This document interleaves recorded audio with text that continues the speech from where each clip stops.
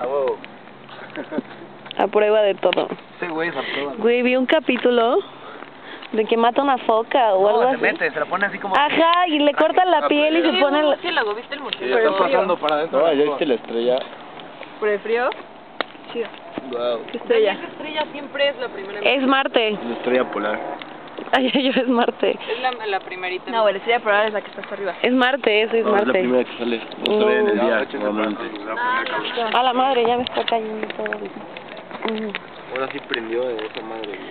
Ahora se le van a incendiar los pelos a Pablo.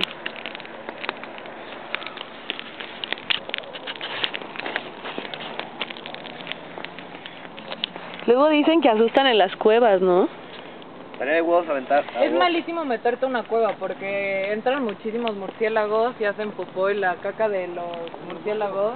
Güey, pero... Le entra el sol, le sale un hongo y es malísimo para la respiración. Cuando le sale el hombro negro, el hongo